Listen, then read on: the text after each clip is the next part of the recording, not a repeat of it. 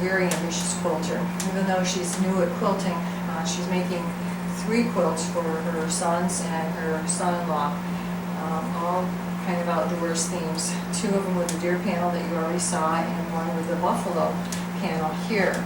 We've already talked about squaring up the deer panel, but now we're looking at the buffalo panel. This one is a little bit different scenario than the other one, because where the other one, the design went all the way to the edges of the fabric, here we have a frame, almost looking like the scene through a window, for example, out of a rustic cabin.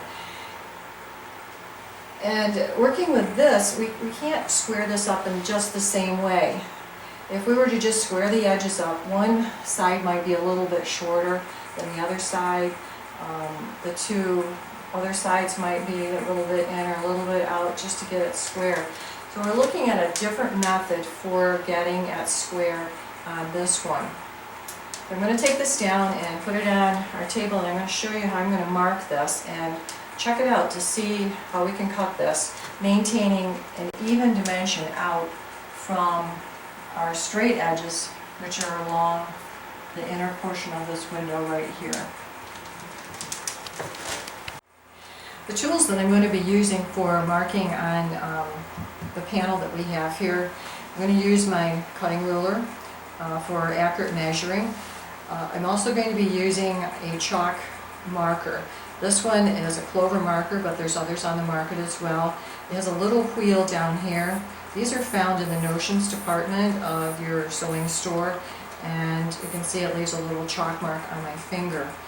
Typically these were used in garment construction for marking little alterations on before you sewed, but they apply here in quilting as well. So I'm going to be using this because you can mark on and it easily rubs off.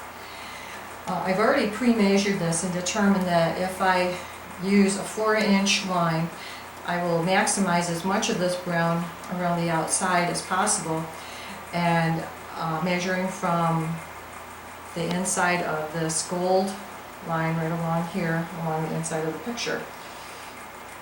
I'm going to be marking my corners on all 4 corners, positioning this 4 inches in, from 4 inches right here, and on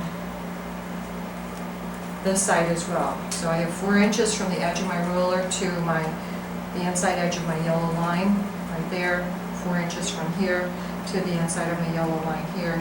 Using my marking, my chalk ruler, or my chalk pencil here, just putting a little mark along the corner. And after I mark all 4 corners, then we're going to check like we did with the previous panel, corner to corner, to see what we have for whether this is in square or not. Alright, we really have good news here, because we've just measured from corner to corner. I've taken the little diamond on my tape and measured to the bottom right hand corner, and then gone from the bottom left to the top right, and we have the exact same measurement, which tells me that if we trim along the line that we're going to create here from our corner markings, which are nice perfect right angles, using that as our trim line, our panel will be square when we get done.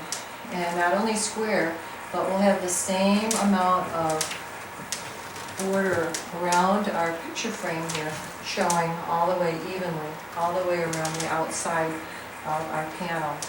So this will make a very good panel. It'll be squared, ready to go as soon as Diana cuts along those lines, and she'll be ready to add her borders. Before Diana goes and cuts this side, I wanted to point out that we've gone ahead and accurately measured along the edge of our quilt here and marked on here with our chalk marker just where that line is. Now we will reposition our ruler accurately, but that's just to give us a ballpark of where we're going along the edge of our quilt. Diana's making the last adjustment for the last side and going to be trimming a little bit off the edge around this last side.